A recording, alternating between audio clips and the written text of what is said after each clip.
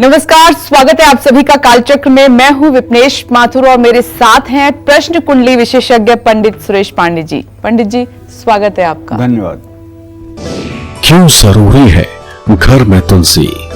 क्यों बजाते हैं पूजा में घंटी?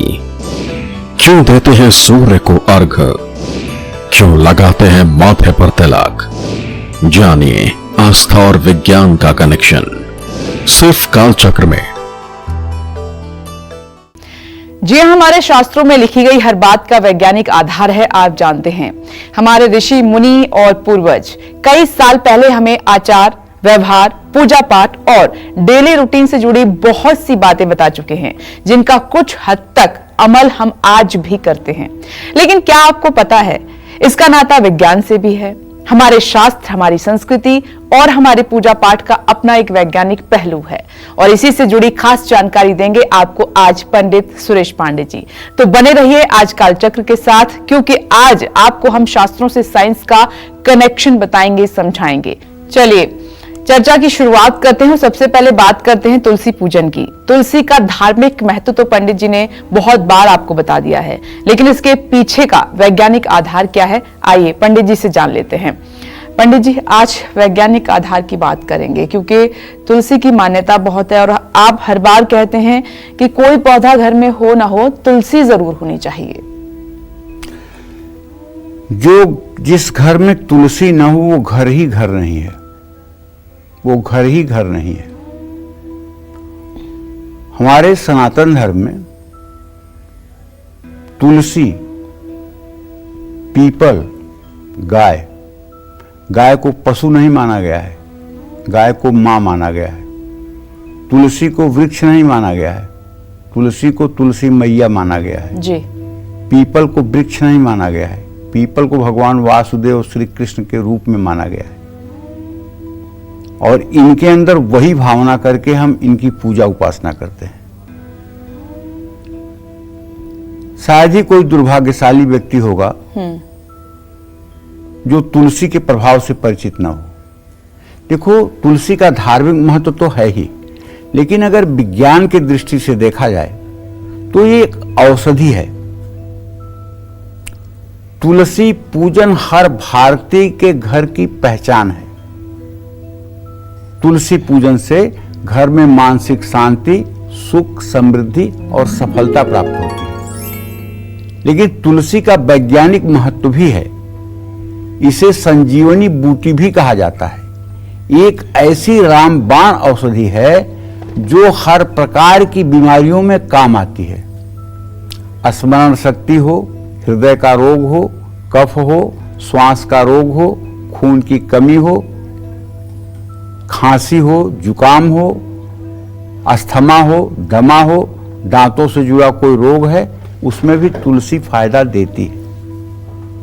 तुलसी एक तरह से न सिर्फ हमारे शरीर बल्कि हमारे वातावरण को भी शुद्ध करती है। लेकिन एक बात ध्यान रखना चाहिए, तुलसी का पूजा पाठ में श्री हरि विष्णु के लिए, हनुमान जी के लिए बहुत बड़ा महत्व है। राम के लिए, भगवान कृष्ण के लिए, भगवान विष्णु के लिए बहुत महत्व है। जब तक तुलसी उनके पूजा में उपस्थित नहीं होती है, तब तक वो पूजा अधूरी ही रहती है। लेकिन हमारे शास्त्रों में एक बात और कही गई है कि तुलसी को कभी दांतों से चबा करके नहीं खाना चाहिए। ऐसा इसलिए कहा गया है कि तुलसी में पारे का अंश होता है। पारा समझते हैं ना, पारे का अंश होता है, और तुलसी को चबाने से दांत बहुत जल्दी कमजोर हो जाते हैं और दांत बहुत जल्दी टूट जाते हैं। इसलिए जिन लोगों को कैंसर या किडनी की समस्या शुरू हो रही है, वो लोग अगर 5 पत्ती काली तुलसी के रोज गंगा जल के साथ निगल लें तो निश्चित रूप से उनके रोग में कमी आएगी। जो लोग नित्य 5 पत्ती तुलसी के जल के साथ सेवन करते हैं, उन्हें कभी कोई बीमारी लगती भी नहीं है। जिन स्त्री पुरुषों का शुक्र ग्रह कमजोर हो और संतान उत्पत्ति में बाधा उत्पन्न हो रही हो, ऐसे लोग अगर 2-4 तुलसी के गमले लगा करके, बड़े बड़े पौधे तुलसी के हो जाएं और उसके सानिध्य में 10-20 मिनट सुबह शाम बैठें तो तुलसी के सानिध्य में बैठने से शुक्र ग्रह मजबूत हो जाता है और संतानोत्पत्ति में सहायता मिलती है। ये सब आजमाए हुए उपाय हैं। महिलाओं को कहा जाता है कि जब वो दीप प्रज्वलित करें तो तुलसी की 7 परिक्रमा भी करें। परिक्रमा सिर्फ इसलिए किया जाता है कि ताकि उनके अंदर एक सकारात्मक ऊर्जा का संचार हो तुलसी के प्रभाव से, तुलसी की वजह से उनके आभा मंडल का विस्तार हो और वो अपने घर परिवार को प्रसन्न मुद्रा में संचालित कर सकें। इसलिए तुलसी हमारे जीवन के अत्यंत करीब है और इसका जो वैज्ञानिक महत्व है वो अपने आप में अजब गजब है। जय मां विंध्यवासिनी। तो तुलसी की बात तो हो गई, तुलसी का धार्मिक महत्व तो आपको पता था, लेकिन साइंटिफिक पहलू क्या है ये भी पंडित जी ने आपको आज विस्तार से समझाया है। हम अपनी चर्चा को आगे बढ़ाते हुए बात करते हैं। बहुत से लोग सूर्य को अर्घ्य देते हैं, लेकिन शायद ही किसी को सूर्य अर्घ्य का साइंटिफिक करेक्शन पता होगा। लेकिन आज पंडित जी आपको सूर्य को अर्घ्य देने का वैज्ञानिक पहलू समझाने वाले हैं, तो आइए जानते हैं। पंडित जी, ये वो बातें हैं जो हम डेली करते हैं, आप डेली समझाते हैं कि हमारी दिनचर्या में तुलसी का पूजन, सूर्य को अर्घ्य देना, जल चढ़ाना शामिल होना चाहिए। तो आपने कई बार सूर्य को अर्घ्य देने का, जल चढ़ाने का धार्मिक महत्व समझाया, लेकिन वैज्ञानिक पहलू आपसे आज समझना चाहेंगे। देखो विपनेश, ऐसा है, हमारे सनातन धर्म में हर वो कार्य कहा गया है जो मनुष्य के तन और मन दोनों को निर्मल और स्वस्थ बनाता है। तन और मन, कभी कभी ऐसा होता है कि तन किसी का बड़ा स्वस्थ है लेकिन मन उद्विग्न है जी। अगर मन उद्विग्न है तो तन की स्वस्थता काम नहीं देगी, और अगर तन अस्वस्थ है, मन ठीक भी है, तब भी मतलब कि आप किसी कार्य कारण को पूर्ण नहीं कर पाएंगे। इसलिए तन मन दोनों का ठीक रहना आवश्यक है।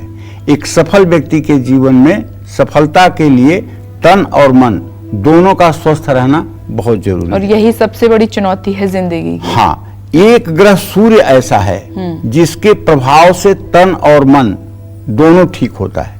जैसे सनातन धर्म में सूर्य को अर्घ्य देने का नियम है। हर सनातनी के लिए एक नियम है कि जब आप प्रातः काल ब्रह्म मुहूर्त में उठें तो अपनी नित्य क्रिया से निवृत्त होकर के सबसे पहला काम जो आपको करना है वो आपको सूर्य को अर्घ्य देना है। सूर्य को 3 बार में जल दें। ओम ब्रह्म स्वरूपिणे सूर्य नारायणाय नमः, ओम ब्रह्म स्वरूपिणे सूर्य नारायणाय नमः। 3 बार में जल को बारी बारी से सूर्य को देखते हुए गिराएं। अब ये मंत्र पढ़ करके आप सूर्य को अर्घ्य 3 बार में देंगे। अब किसी किसी के दिमाग में ये बात आती है कि मैं सूर्य को अर्घ्य देता हूं तो वो जल मेरे पैरों में लग जाता है, बड़ा दोष लगता है, ये जल नालियों में चला जाता है, बड़ा दोष लगता है। मैं कहता हूं कि आप बताइए, आप सूर्य को जल देते हो कि पृथ्वी को? अगर आप सूर्य को जल देते हो तो आपके लोटे से ज्यों जल अलग होगा त्यों ही सूर्य को प्राप्त हो जाएगा। उसके बाद अगर वो पृथ्वी पर पड़ रहा है तो इसमें आपका क्या दोष है? आप बेवजह शंका की बीमारी से क्यों ग्रसित हो रहे हैं? वो पानी जा रहा है, जहां जाना हो जाने दीजिए, क्योंकि वो जल तब तक है जब तक मतलब कि लोटे से निकला नहीं है। लोटे से निकला तो वो सूर्य का अर्घ्य हो गया, उसके बाद वो कहां जा रहा है, क्या मतलब है? तो कहने का आशय यह है कि वैज्ञानिक आधार है कि शरीर को शुद्ध रखने के लिए जितनी हवा की जरूरत है उतना ही प्रकाश की भी हमारे शरीर में अलग अलग रंगों की विद्युत किरणें होती हैं। जिस रंग की हमारे शरीर में कमी होती है वो सूर्य को जल चढ़ाने से उसकी किरणों के द्वारा हमें प्राप्त हो जाती है। सूर्य की किरणों का प्रभाव जल पर भी बहुत जल्दी पड़ता है।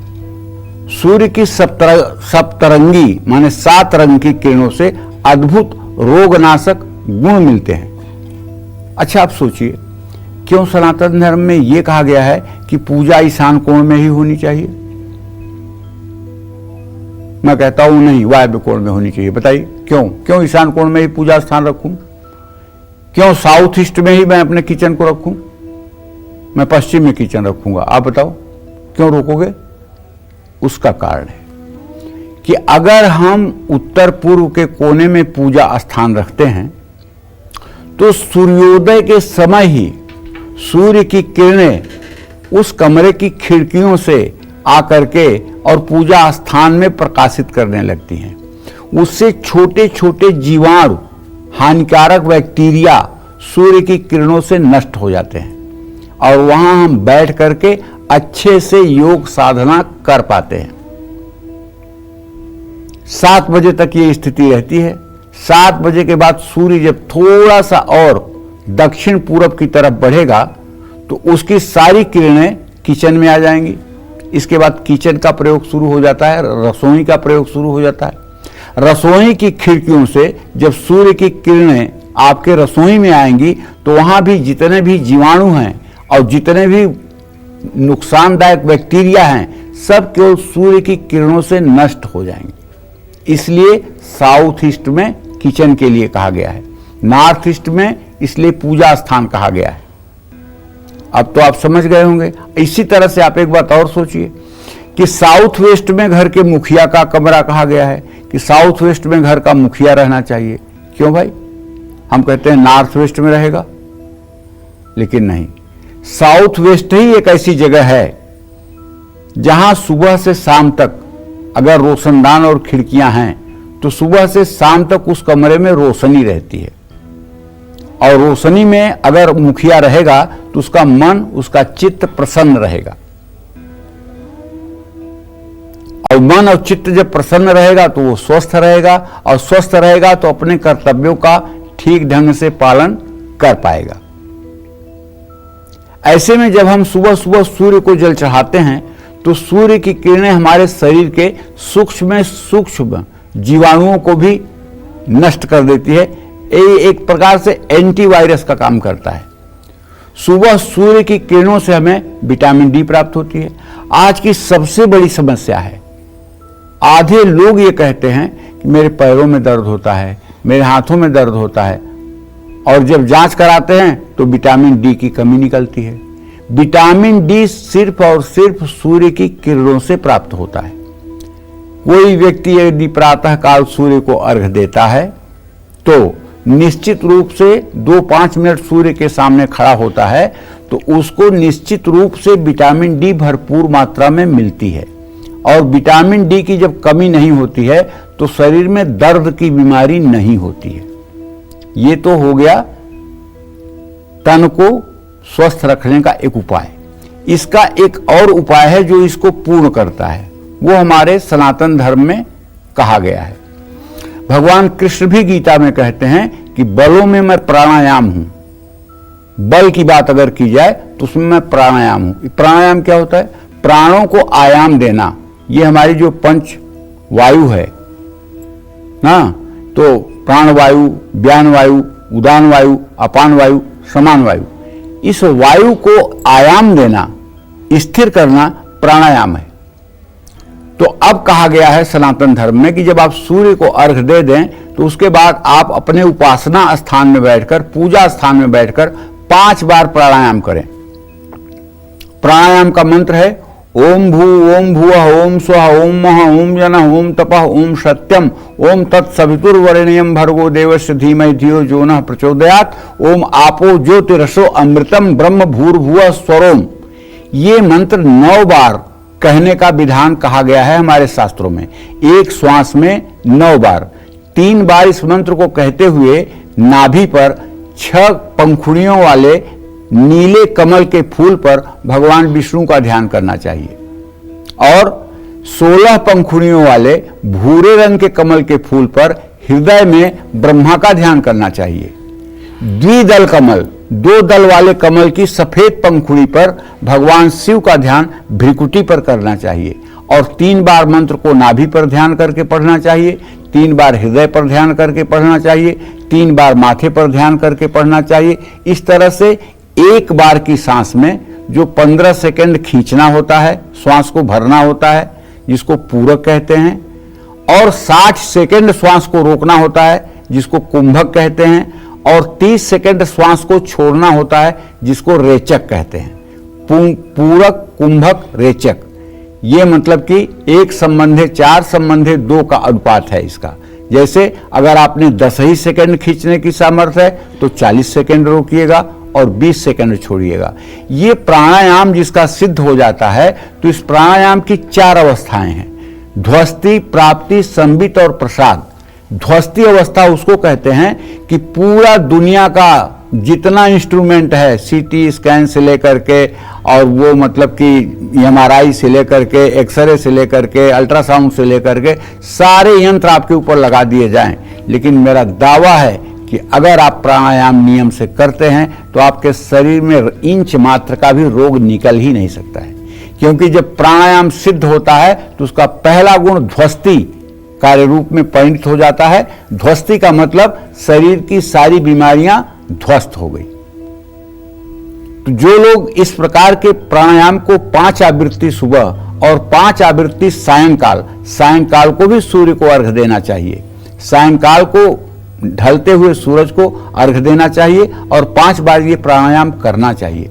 भगवान कृष्ण ने स्वयं अपनी 84 विभूतियों के अंतर्गत इस बात का वर्णन किया है कि बलों में मैं प्राणायाम हूं। तो जब आप प्राणायाम करते हैं, आप देखिए ना, छोटी सी भी पूजा अगर कोई करता है उसको प्राणायाम का महत्व तो नहीं पता है, लेकिन आप देखिए वो नाक पकड़ करके ऐसे बैठता है। ऐसे नाक पकड़ना क्या है? नाक पकड़ना प्राणायाम की एक क्रिया है। नाक पकड़ने से कोई मंत्र जप नहीं किया जाता है, नाक पकड़ करके कोई मतलब कि आवाहन नहीं किया जाता है। नाक पकड़ने का अर्थ ही है कि आप प्राणायाम कर रहे हैं। लेकिन लोग समझ नहीं पाते हैं, केवल भगवान के मंत्रों का जप करते हुए नाक छू लेते हैं।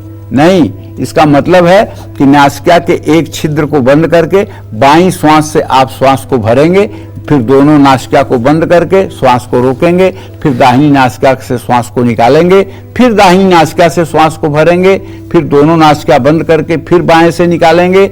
ये है क्रम।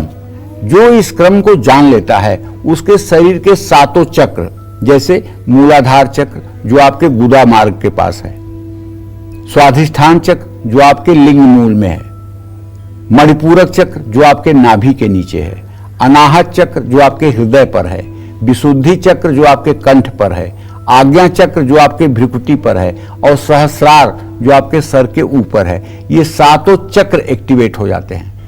कुछ दिनों के अंदर ये 7 चक्र एक्टिवेट हो जाते हैं और जब मनुष्य के 7 चक्र एक्टिवेट हो जाते हैं तो उसके जीवन में कोई भी कार्य असंभव नहीं रह जाता है।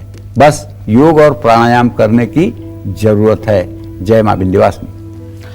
हम चर्चा को आगे बढ़ाएं उससे पहले पंडित जी, ये दर्शकों की डिमांड है, एक बार फिर से वो जानना चाहते हैं आपसे, जो दर्शक नहीं सुन पाए ठीक से, कि वैज्ञानिक पहलू आप समझा रहे हैं सूर्य को अर्घ देने का, तो एक बार फिर से सूर्य को अर्घ देने की जो नियम है कैसे दिया जाए, और दूसरा कौन सा मंत्र उस समय उच्चारण उसका किया जाए। देखो, सूर्य को अर्घ देने का मतलब है कि यदि सूर्योदय से 1 घंटे के अंदर या सूर्योदय के समय आप अर्घ दे रहे हैं तो तांबे के लोटे में जल ले लीजिए और उसमें आप अपने सामर्थ्य के अनुसार रोली, चंदन, साबुत चावल, दुर्वांकुर और फूल डाल सकते हैं। अगर आपके पास वस्तु का अभाव है तो आप केवल जल भी डाल सकते हैं। और सूर्य को 3 बार में जल दिया जाता है।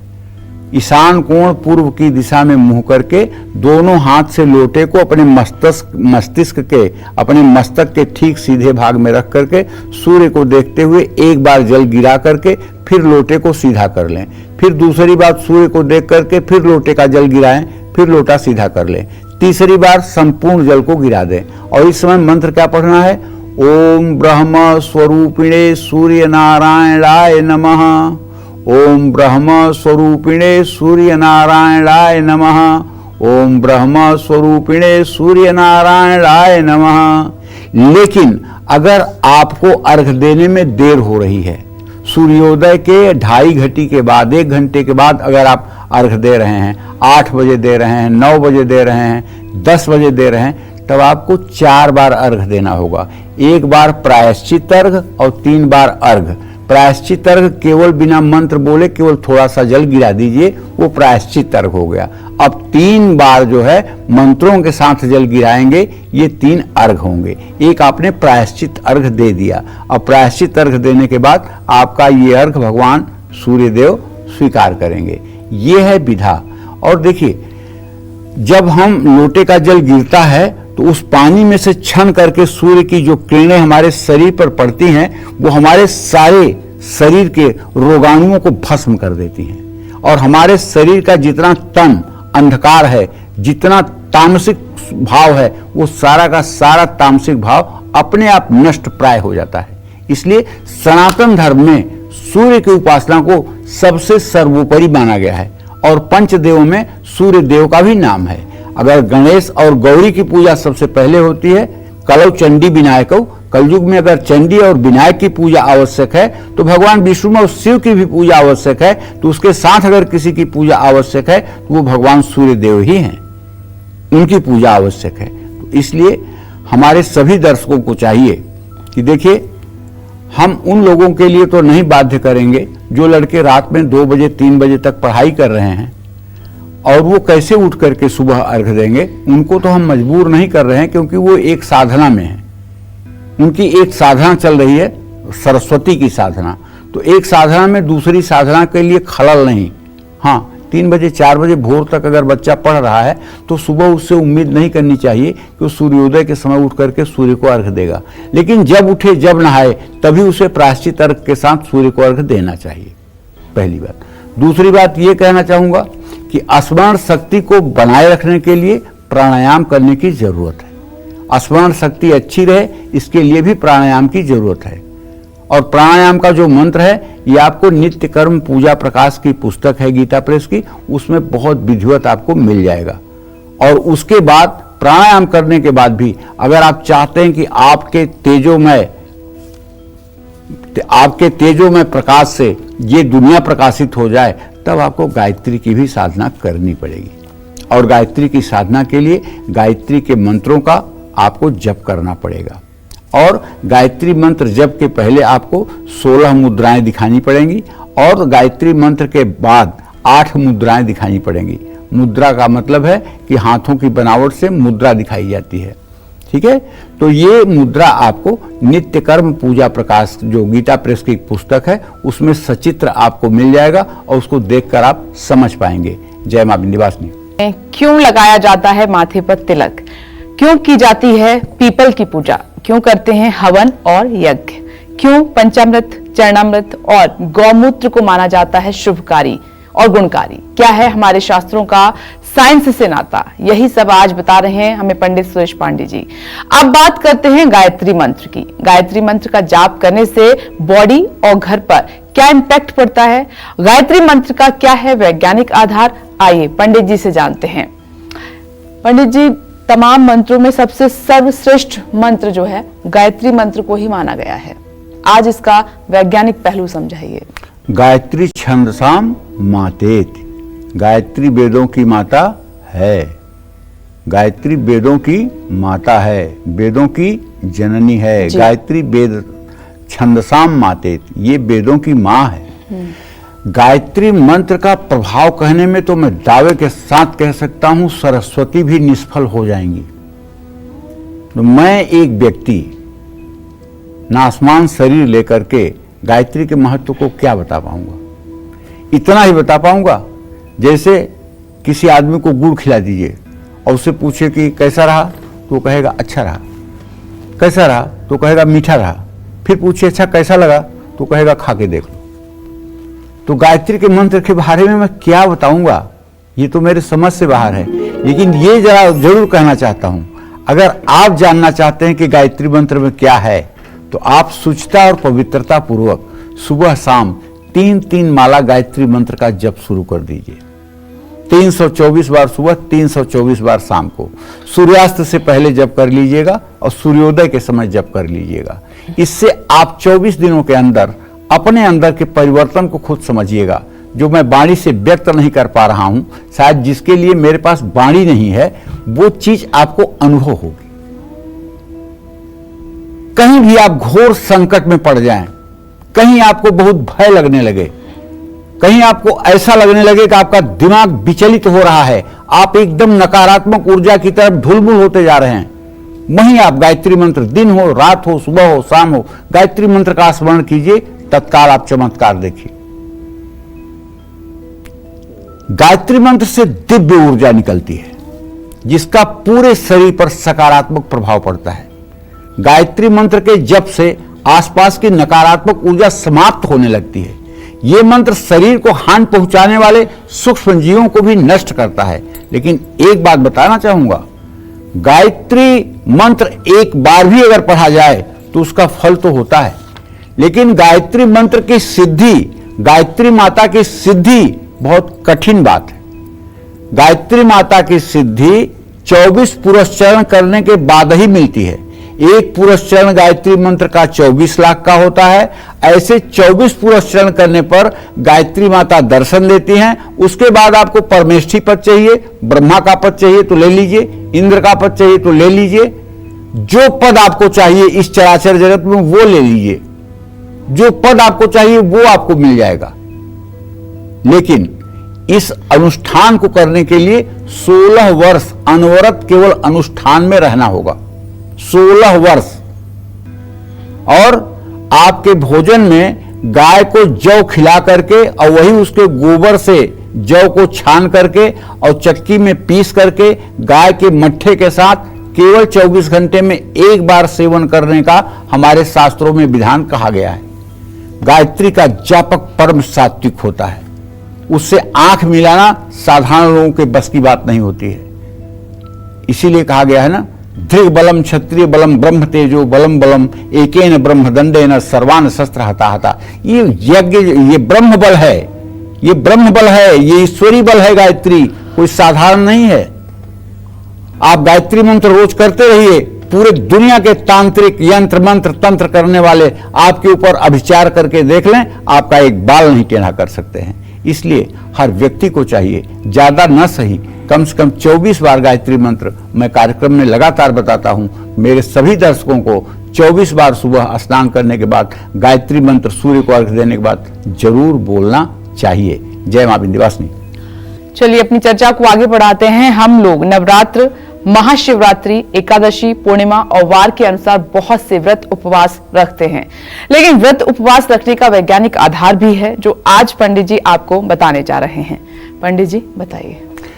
देखिए, हमारी पौराणिक कथाओं में हर उपवास का कोई न कोई वैज्ञानिक आधार बताया गया है। इन्हें कर्मकांड से इसलिए जोड़ा गया है ताकि जनसाधारण उपवास का वैज्ञानिक आधार समझें, बिना भी उनकी जरूरत को समझ सके। उपवास का अर्थ है 5 ज्ञानेंद्रिय और 5 कर्मेंद्रियों पर नियंत्रण करने से है। व्रत रखने के दौरान फैट बर्निंग प्रोसेस तेज हो जाता है। शरीर का फैट तेजी से जलने लगता है, जिससे चर्बी तेजी से गलनी शुरू हो जाती है। व्रत करने से नई रोग प्रतिरोधक कोशिकाओं के बनने में मदद मिलती है।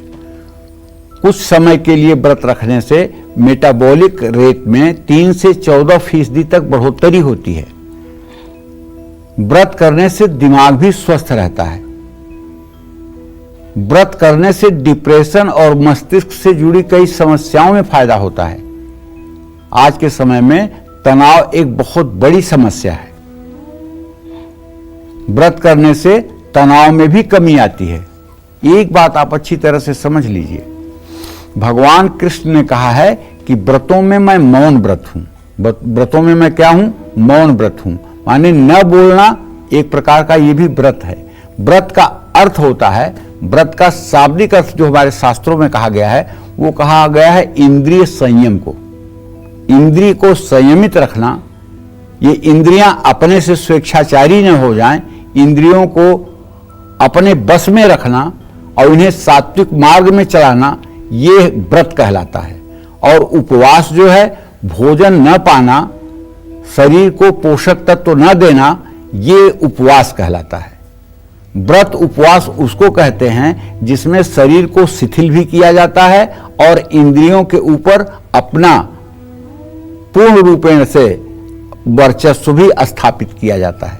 क्योंकि ये इंद्रियां बहुत विषयी हैं और मन के सहयोग से ये विषय वासनाओं में बहुत तेजी से भाग जाती हैं, इसलिए इनका नियमीकरण होना बहुत आवश्यक है। तो इसलिए मैं कहना चाहूंगा कि व्रत और उपवास दोनों के अंतर को समझ करके हर समय आपको सप्ताह में एक उपवास जरूर करना चाहिए और इंद्रियों को संयमित रखने के लिए व्रत का हर समय पालन करना चाहिए। जय मां विंध्यवासिनी। क्यों बजाते हैं पूजा पाठ में घंटी और शंख? पूजा पाठ में घंटी और शंखनाद का हमारे वातावरण और घर में क्या प्रभाव पड़ता है? क्या है इसका वैज्ञानिक आधार? आइए जान लेते हैं। बहुत अच्छा लगता है पंडित जी, जब पूजा करने के दौरान हम घंटी बजाते हैं, पॉजिटिव वाइब्रेशन आती है। हाँ, लेकिन एक बात तुम्हें बताऊं बेटा, आज मतलब कि बड़े बारीकी के तरीके से सनातन धर्म पर कुठाराघात करने वाले कुछ लोग एक ज्योतिष की किताब का सहारा लेकर के लोगों से ये कहते हैं कि आप अपने घर में पूजा स्थान मत रखिए, आप अपने घर में घंटी मत बजाइए, आप अपने घर में ज्योत मत जगाइए, इससे आपकी उन्नति रुक जाएगी, इससे आपकी परिस्थिति खराब हो जाएगी। और मूढ़मती लोग उनकी बातों को मान करके अपने घर से पूजा स्थान भी हटा देते हैं, घंटी भी हटा देते हैं, शंख भी हटा देते हैं। बहुतायत बहुत से लोग मिलते हैं हमसे, पंडित जी हमको तो अमुक ने कहा है कि आप अपने घर में घंटी नहीं बजा सकते, पूजा स्थान रखोगे तो परेशानी होगी। जबकि इस देश की संस्कृति यही है कि जोरावर और फतेह बहादुर दीवारों में चुन दिए गए, लेकिन उन्होंने अपने धर्म को नहीं छोड़ा। जी, अगर ये सत्य भी हो कि पूजा करने से तुम्हें धन का नुकसान होगा, तब भी तुम्हें पूजा करना नहीं छोड़ना चाहिए, तब भी तुम्हें पूजा करना नहीं छोड़ना चाहिए। भौतिक सुख सुविधाओं के लिए तुम ईश्वर को छोड़ रहे हो। मंदिर के बिना तो हम घर की कामनाएं नहीं कर सकते। मंदिर, ये शरीर भी तो मंदिर है ना। जैसे इस शरीर के बिना प्राण का कल्पना नहीं की जा सकती है, वैसे बिना पूजा स्थान बनाए घर में कैसे मतलब कि आपका जीवन हो सकता है। जी बिल्कुल। और जब मैं उस पुस्तक का नाम ले लेता हूं तो लोग ईमेल करने लगते हैं कि अरे पंडित जी को तो ऐसा नहीं कहना चाहिए, पंडित जी को, अरे वो किताब ही भरी पड़ी हुई है सनातन धर्म का विरोध करने के लिए। अब वो बड़े गर्व से वो लोग लिखते हैं कि हम इस किताब के विशेषज्ञ हैं, बड़े गर्व से लिखते हैं। ये सनातन द्रोही हैं। ये हर वो बात बताते हैं जो हमारे सनातन धर्म में परम आदरणीय पूजनीय है, उस बात को बताते हैं। तो कहने का मतलब पूजा की घंटी का कुछ महत्व शायद कुछ लोग ही जानते होंगे। वैज्ञानिक तथ्य है कि मंदिर या किसी अर्चना स्थान पर पूजा की घंटी और शंख बजाने से वातावरण कीटाणु मुक्त और पवित्र होता है। शंख की ध्वनि से मलेरिया के मच्छर भी खत्म होते हैं, आप अंदाज लीजिए। शंखनाद से सकारात्मक ऊर्जा का सृजन होता है। कुछ लोग कहते हैं औरतों को शंख ही नहीं बजाना चाहिए। मैं पूछता हूं, लिंग के आधार पर पूजा करने का कहां कौन सा विधान है? अलिंगे अस्मति उस्मति, इस शरीर का चाहे वो स्त्री हो या पुरुष, ये तो पोशाक है। दोनों में ईश्वर अंश जीव अविनाशी चेतन सकल अमल सहज सुख राशि, दोनों में एक ही ईश्वर विराजमान है। ये स्त्री शरीर और पुरुष शरीर तो पोशाक है, न ये पहले था न बाद में रहेगा। अब जो दृश्य हो रहा है वो भी बाद में नहीं रहेगा। इसलिए महिला क्यों शंख नहीं बजा सकती? ये सब केवल रूढ़वादिता पैदा करने की बात है। हाँ, शंख बजाने से आत्मबल में वृद्धि होती है, हृदय रोग नहीं होता है। शंख में प्राकृतिक रूप से कैल्शियम, गंधक और फास्फोरस की भरपूर मात्रा होती है। इसीलिए शंख आप अपने कान के पास लगाइए ना, तो शंख से आपको स की आवाज सुनाई देगी। और अगर आर्टिफिशियल शंख होगा, पेरिस ऑफ प्लास्टर से बना हुआ शंख होगा, नकली शंख होगा जो समुद्र से नहीं पैदा हुआ होगा, उससे कोई आवाज नहीं सुनाई देगी। ओरिजिनल शंख होगा, कान के पास लगाएंगे तो उससे आवाज, सीटी बजने की आवाज आपको सुनाई देगी। तो हर रोज शंख बजाने वाले को गले और फेफड़ों के रोग नहीं होते हैं। शंख वादन से स्मरण शक्ति बढ़ती है और एंटीवायरस, शंख की ध्वनि जो है वो एंटीवायरस है, वायरस को मारती है और पॉजिटिविटी को बढ़ाती है। इसलिए हमारे पूजा स्थान में घंटी भी होना चाहिए, बजने वाला शंख भी होना चाहिए और एक दक्षिणावर्ती शंख भी होना चाहिए। उसमें जल भर करके, गन्ने का रस भर करके, दूध भर करके, शहद, घी भर करके हमें भगवान श्री हरि विष्णु का अभिषेक करना चाहिए, मां महालक्ष्मी का अभिषेक करना चाहिए, प्रभु श्री राम का अभिषेक करना चाहिए, प्रभु श्री कृष्ण का अभिषेक करना चाहिए। जय मां विंध्यवासिनी। हर धार्मिक कार्य बिना यज्ञ और हवन के अधूरा है, लेकिन इसका वैज्ञानिक आधार क्या है? अब पंडित जी आपको समझाएंगे। पंडित जी बताइए। देखिए, भारतीय संस्कृति में अग्नि को बहुत पवित्र माना गया है। अग्नि, गंगा, गाय, ये हर चीज को पवित्र करने की क्षमता रखती है। अग्नि में चाहे जो चीज जलाइए, लेकिन अग्नि अपवित्र नहीं होगी। गंगा में जो भी वस्तु चला जाए, गंगा अशुद्ध नहीं होगी। तो कहने का मतलब यह है कि अग्नि से जुड़ा एक प्रमुख संस्कार है हवन। इसे अग्निहोत्र भी कहते हैं। हमारे सनातन धर्म में विधान है कि जब आप सूर्य को अर्घ दें, उसके बाद प्राणायाम करें, उसके बाद गायत्री मंत्र का जप करें, उसके बाद गायत्री के 108 मंत्रों से आप हवन करें।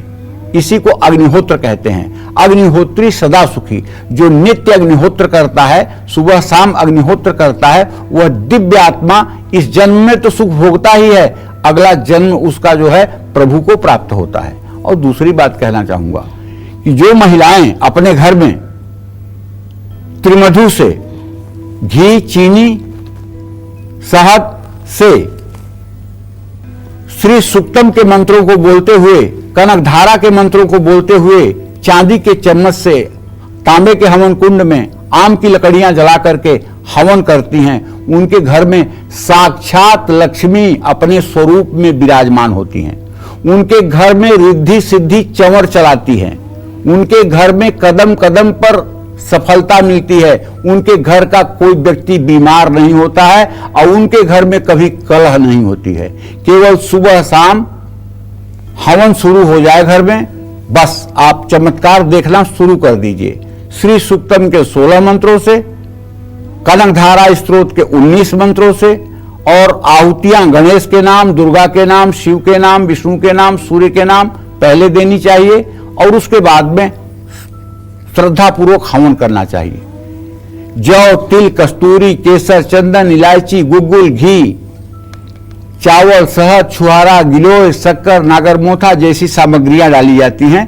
तब इनका सबसे पहला वातावरण जो होता है, वातावरण को लाभ मिलता है। इससे वातावरण शुद्ध होता है और हम वातावरण को शुद्ध करने का ही सनातन धर्म में प्रयास करते हैं। पीपल का पेड़ 24 घंटे ऑक्सीजन देता है, इसलिए हर सनातनी को कहा जाता है कि पीपल के पेड़ में जल चढ़ाइए, पीपल के पेड़ में जल चढ़ाइए, पीपल की पूजा करिए, ताकि पीपल सूखने न पाए। इसलिए को 24 घंटे ऑक्सीजन देता है। जय मां विंध्यवासिनी। हिंदू मान्यताओं में पूजा के दौरान दीपक जलाने का महत्व है, लेकिन क्या आपको पता है कि दीपक जलाने का वैज्ञानिक पहलू भी होता है? आइए पंडित जी से वो समझते हैं। पंडित जी बताएं। देखिए, अगर आपके दीपक जलाने के पौराणिक महत्व को पता नहीं, पौराणिक महत्व का ज्ञान नहीं है, तो मैं आपको एक छोटा सा उपाय बताता हूं। अगर आपके पति पत्नी में अनबन रहती है या आपको रात में अच्छी नींद नहीं आती है, तो आप एक काम करिए, एक पीतल का दीपक खरीद लीजिए और उसमें गाय का घी भर करके और एक बत्ती लगा करके जब आप अपने बेडरूम में जाइए, तो अपने बेडरूम के ईशान कोण में एक चौकी पर दीपक जला दीजिए और उसके बाद आप बेड पर सोने चले जाइए। आप देखिए कि कितनी अच्छी नींद आती है। आप देखिए कि उस दीपक के जलने से आप और आपके पत्नी के विचारों में जो गतिरोध है कैसे समाप्त हो जाता है। दीपक जो है वह पात्र है जिसमें घी या तेल डाल करके सूत से या मतलब कि रुई से ज्योति जलाई जाती है। दीपक की ज्योति का धुआं एयर प्यूरिफायर का काम करता है। शुद्ध घी या शुद्ध तेल की सुगंध हवा में मौजूद हानिकारक कणों को बाहर निकालता है। शुद्ध देसी घी का दीपक वातावरण में ऑक्सीजन की मात्रा बढ़ाता है। आपका घर और शरीर रेडियो एक्टिव वेव के बुरे प्रभावों से काफी हद तक बचा रहता है। शरीर पर खतरनाक वायरस और बैक्टीरिया प्रभाव नहीं डालते हैं। इसीलिए जब भी आप छोटी से छोटी पूजा करने बैठते हैं ना, तो आपसे पहले दीपक जलवाया जाता है। दीपक जलाने के बाद आपके हाथ में पंडित जी फूल और अक्षत देते हैं। क्या आपसे कहवाते हैं, भो दीपम देव रूपस्तम कर्म साक्षी हविहृत यावत कर्म समाप्ति स्यात् तावत तुम सुस्थिरो भव। हे दीप देव, आप हमारे कर्मों के साक्षी हों, जब तक हमारा ये अनुष्ठान चले तब तक आप स्थिर रहें। ऐसी प्रार्थना करके गंधाक्षत पुष्प धूप दीप ये मतलब कि दिए के पास रख दिया जाता है और जहां दिया जलता है उसके चारों तरफ एक पतला सुरक्षा कवच बन जाता है और उस कवच के अंतर्गत रहने वाले व्यक्ति के ऊपर निगेटिव एनर्जी नहीं आ पाती है, इसलिए पूजा पाठ करने वाले व्यक्ति का मनोबल बढ़ा रहता है। जय मां विंध्यवासिनी। कालचक्र दर्शक चित्रांश जी बरेली से इस वक्त हमारे साथ मौजूद हैं। स्वागत है आपका। अपना प्रश्न पंडित जी से कीजिए। पंडित जी प्रणाम। हाँ सुखी भैया। पंडित जी मेरी डेट ऑफ बर्थ है 23 मार्च 2004 रात को 11:15 देहरादून में। जी पंडित जी मेरे को अपने भविष्य के बारे में जानना था, मुझे किस फील्ड में जाना चाहिए और मेरा भविष्य कैसा होगा। और मेरी मम्मी की बहुत तबीयत खराब रहती है, काफी बीमार रहती हैं वो। देखो भैया चित्रांश, सही बात तो यह है कि आपके द्वितीय सप्तम भाव का स्वामी मंगल बुध है और मंगल और बुध दोनों ग्रहों में मंगल का इत्तेसाल तो बृहस्पति के साथ है, बुध का इत्तेसाल नहीं है। इसका मतलब ये होता है कि अभी आपका वर्तमान बहुत अच्छा नहीं है, लेकिन भविष्य बहुत अच्छा होने का संकेत कर रहा है। आपके चंद्रमा से दसम भाव का स्वामी बुध है, वहां किसी ग्रह की दृष्टि नहीं पड़ रही है, इसलिए आपको चाहिए कि आप रेवेन्यू डिपार्टमेंट में अपनी नौकरी के लिए प्रयास करें। कॉमर्स या अकाउंटेंसी की पढ़ाई करके उसी क्षेत्र में आप आगे बढ़ने के लिए प्रयास करें, उसमें आपको सफलता मिलेगी। आपने जो प्रश्न अपनी माताजी के लिए पूछा है उसके बारे में आपको बताना चाहूँगा कि माताजी को नर्व सिस्टम की समस्या है ज़्यादा से ज़्यादा और शुक्र के कारण इनको एलर्जी की भी प्रॉब्लम है। अगर आप अपने माताजी को धीरे धीरे ओम जूम सह इस मंत्र का जप सिखा दीजिए और उनको कहिए कि सुबह शाम ओम जूम सह 24-24 मिनट करें और भगवान शिव का ध्यान करें, तो कुछ दिनों के अंदर ही दवाइयाँ फायदा करेंगी और वो पूर्ण रूप में स्वस्थ भी हो जाएंगी। जय मां विंध्यवासिनी। नेहा जी इस वक्त लुधियाना से हमारे साथ मौजूद हैं। स्वागत है आपका कालचक्र में। अपना सवाल कीजिए पंडित जी से। प्रणाम पंडित जी। हाँ सदा सुखी रहो नेहा। मेरे दो प्रश्न है। मेरे बड़े भाई का नाम विकास है, उनकी डेट ऑफ बर्थ 17 अप्रैल 1997, उनकी गवर्नमेंट जॉब कब तक लगेगी और शादी कब तक होगी। और मेरे हस्बैंड का नाम वशिष्ठ है, उनकी डेट ऑफ बर्थ 7 मई 1996, वो भी प्राइवेट जॉब करते हैं और वो अपना बिजनेस भी करना चाहते हैं, तो उन्हें कौन सा बिजनेस करना चाहिए। देखो तुमने अपने बड़े भाई के नौकरी के बारे में पूछा है, तो मैं बताना चाहूंगा तुम्हारे बड़े भाई भाव का स्वामी बुध है, उससे दसम भाव का स्वामी बुध है और बुध इस समय शुक्र के साथ व्यय स्थान में बैठा हुआ है। आपके भाई की सरकारी नौकरी की उम्मीद बहुत क्षीण है, बहुत कम है। मिल जाए तो ईश्वर की कृपा माना जाएगा, लेकिन मुझे मिलता हुआ नहीं दिखाई दे रहा है। इन्हें अपने आजीविका के लिए कागज, कपड़ा, स्टेशनरी, पानी, चांदी, केमिकल, दवाई का व्यवसाय कर लेना चाहिए, इससे इन्हें लाभ मिलेगा। जय मां विंध्यवासिनी। हमारी आस्था से कैसे जुड़ा है विज्ञान, हमारी परंपराओं, हमारी संस्कृति, हमारे रीति रिवाज से क्या है विज्ञान का रिश्ता, यही आज कालचक्र में पंडित जी हमें विस्तार से बता रहे हैं। चलिए इसी कड़ी को थोड़ा और आगे बढ़ाते हुए बात कर लेते हैं गौमूत्र, चरणामृत और पंचामृत की। गौमूत्र को तो शास्त्र और साइंस दोनों ने गुणकारी माना है। इसके बहुत से दूसरे साइंटिफिक पहलू भी हैं, वो क्या हैं और कैसे हम इनका उपयोग अपने दैनिक जीवन में कर सकते हैं, आइए जानते हैं। पंडित जी बताएं। देखिए, अगर विज्ञान की बात करें तो विज्ञान किसे कहते हैं? विज्ञान किसे कहते हैं? विज्ञान का जो अर्थ मैं जानता हूं, किसी वस्तु का व्यवस्थित ज्ञान होना ही, किसी वस्तु का संपूर्ण ज्ञान होना ही विज्ञान है। उसके धर्म और उसके मतलब कि निगेटिव और पॉजिटिव प्रभाव को जानना ही विज्ञान है। सनातन धर्म में घर में गौमूत्र के छिड़काव पर भी जोर दिया गया है। इसका भी एक वैज्ञानिक आधार है। गौमूत्र की गंध तेज होती है, इसमें एसिड की मात्रा ज़्यादा होती है। घर के वातावरण में मौजूद बैक्टीरिया इस गंध और एसिड के प्रभाव से खत्म हो जाते हैं। इससे परिवार के सदस्यों का स्वास्थ्य ठीक रहता है।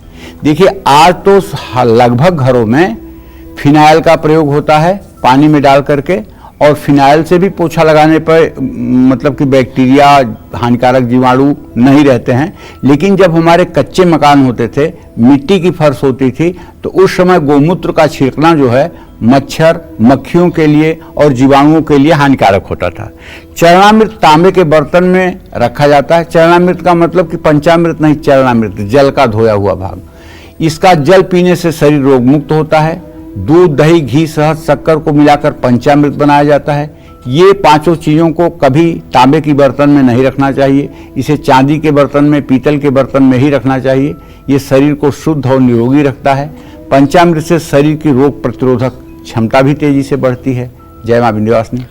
चलिए पंडित जी से नमस्कार और प्रणाम करने का वैज्ञानिक आधार समझते हैं। नमस्कार करने की आदत कैसे हमारे शरीर और परिवार दोनों पर अपना खास असर डालती है, ये भी पंडित जी से जानते हैं। पंडित जी, किसी को प्रणाम करना, नमस्कार करना, ये संस्कार का हिस्सा है। इसका वैज्ञानिक आधार? इसका बहुत बड़ा वैज्ञानिक आधार है। नमस्कार या प्रणाम करना एक सम्मान है, एक संस्कार है। प्रणाम करना एक यौगिक प्रक्रिया भी है। इसका वैज्ञानिक आधार भी है। नमस्कार करने से निर्मलता बढ़ती है, मन शांत रहता है। सभी उंगलियों के शीर्ष एक दूसरे के संपर्क में आते हैं और उन पर दबाव पड़ता है, एक प्रकार का एक्यूप्रेशर होता है। तो उसका सीधा असर हमारी आंखों पर, हमारे कानों पर और हमारे दिमाग पर पड़ता है। हाथ जोड़कर आप जोर से बोल नहीं सकते, अधिक क्रोध नहीं कर सकते और भाग नहीं सकते। एक ऐसी पद्धति है जिसमें एक मनोवैज्ञानिक दबाव होता है। इस तरह नमस्कार करने से आपका क्रोध हमेशा नियंत्रित रहता है। जय मां विंध्यवासिनी।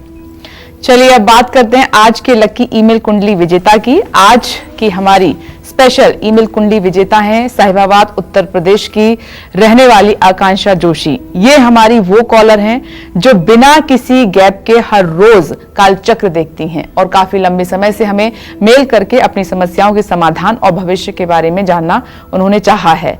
पंडित जी ने इनकी कुंडली बनाकर इनके प्रश्नों के उत्तर कुंडली में लिख दिए हैं। ये कुंडली जल्द ही आपके घर पर भेज दी जाएगी। पंडित जी, ये है आकांक्षा जोशी। ये आकांक्षा जोशी 27 जुलाई 89 को 5:40 सुबह पिथौरागढ़ उत्तराखंड में पैदा हुई हैं।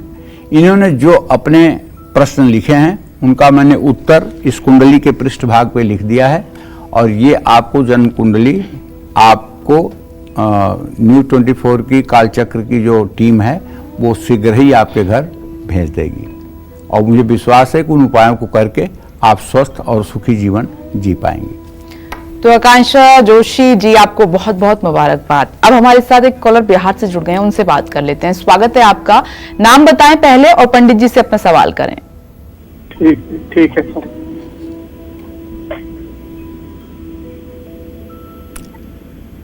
जी नाम बताइए पहले और सवाल कीजिए पंडित जी से। पंडित जी नमस्कार, मैं बिहार से बोल रहा हूँ। नमस्कार। और अपनी बेटी के बारे में पूछना चाहता हूँ। उसको पिछले 12 साल से स्किन की बीमारी है। पहले तो पता नहीं चला, पता चला तो डॉक्टर बोल रहे हैं कि ये जो है मतलब जल्दी ठीक होने वाला नहीं है। तो क्या ये ठीक होगा या नहीं होगा? दूसरा सवाल कि वो डेंटल की हुई है तो अभी तक तो कुछ हुआ नहीं, तो क्या उसको इसी क्षेत्र में आगे बढ़ना चाहिए या कोई दूसरा क्षेत्र में प्रयास करना चाहिए? ठीक। देखिए, आपके प्रश्न के आधार पे आपके पुत्री भाव का स्वामी शनि रोग स्थान में बैठा हुआ है। रोग तो सही में इसका असाध्य है, रोग तो काफी इसका जटिल है, मुश्किल रोग है। लेकिन ऐसा नहीं कि सनातन धर्म में किसी चीज का उपाय नहीं है। हमारे यहाँ श्रीमद् देवी भागवत महापुराण में लिखा हुआ है कि जो लोग गिलोय की लकड़ी को 108 टुकड़ा करके आधा गिलोय की लकड़ी घी में और गाय के घी में और आधा गिलोय की लकड़ी पंचगव्य में, पंचगव्य में गाय का दूध, गाय की दही, गाय का घी, गाय का गोबर, गाय का मूत्र, ये 5 चीजें पंचगव्य कहलाती हैं। आधी लकड़ी को उसमें डुबोकर और गायत्री मंत्र बोलते हुए 108 आहुति सुबह शाम अगर हवन की जाए तो 6 महीने के अंदर ये असाध्य बीमारियां ठीक होने की कगार पर आ जाती हैं। जय मां विंध्यवासिनी। क्यों बजाते हैं पूजा पाठ में घंटी और शंख? पूजा पाठ में घंटी और शंखनाद का हमारे वातावरण और घर में क्या प्रभाव पड़ता है? क्या है इसका वैज्ञानिक आधार? आइए जान लेते हैं। वैज्ञानिक तथ्य है कि मंदिर या किसी अर्चना स्थान पर पूजा की घंटी और शंख बजाने से वातावरण कीटाणु मुक्त और पवित्र होता है। शंख की ध्वनि से मलेरिया के मच्छर भी खत्म होते हैं, आप अंदाज लीजिए। शंखनाद से सकारात्मक ऊर्जा का सृजन होता है। कुछ लोग कहते हैं औरतों को शंख ही नहीं बजाना चाहिए। मैं पूछता हूं, लिंग के आधार पर पूजा करने का कहां कौन सा विधान है? अलिंगे अस्मति उस्मति, इस शरीर का चाहे वो स्त्री हो या पुरुष, ये तो पोशाक है। दोनों में ईश्वर अंश जीव अविनाशी चेतन सकल अमल सहज सुख राशि, दोनों में एक ही ईश्वर विराजमान है। ये स्त्री शरीर और पुरुष शरीर तो पोशाक है, न ये पहले था न बाद में रहेगा। अब जो दृश्य हो रहा है वो भी बाद में नहीं रहेगा। इसलिए महिला क्यों शंख नहीं बजा सकती? ये सब केवल रूढ़वादिता पैदा करने की बात है। हाँ, शंख बजाने से आत्मबल में वृद्धि होती है, हृदय रोग नहीं होता है। शंख में प्राकृतिक रूप से कैल्शियम, गंधक और फास्फोरस की भरपूर मात्रा होती है। इसीलिए शंख आप अपने कान के पास लगाइए ना, तो शंख से आपको स की आवाज सुनाई देगी। और अगर आर्टिफिशियल शंख होगा, पेरिस ऑफ प्लास्टर से बना हुआ शंख होगा, नकली शंख होगा जो समुद्र से नहीं पैदा हुआ होगा, उससे कोई आवाज नहीं सुनाई देगी। ओरिजिनल शंख होगा, कान के पास लगाएंगे तो उससे आवाज, सीटी बजने की आवाज आपको सुनाई देगी। तो हर रोज शंख बजाने वाले को गले और फेफड़ों के रोग नहीं होते हैं। शंख वादन से स्मरण शक्ति बढ़ती है और एंटीवायरस, शंख की ध्वनि जो है वो एंटीवायरस है, वायरस को मारती है और पॉजिटिविटी को बढ़ाती है। इसलिए हमारे पूजा स्थान में घंटी भी होना चाहिए, बजने वाला शंख भी होना चाहिए और एक दक्षिणावर्ती शंख भी होना चाहिए। उसमें जल भर करके, गन्ने का रस भर करके, दूध भर करके, शहद, घी भर करके हमें भगवान श्री हरि विष्णु का अभिषेक करना चाहिए, मां महालक्ष्मी का अभिषेक करना चाहिए, प्रभु श्री राम का अभिषेक करना चाहिए, प्रभु श्री कृष्ण का अभिषेक करना चाहिए। जय मां विंध्यवासिनी।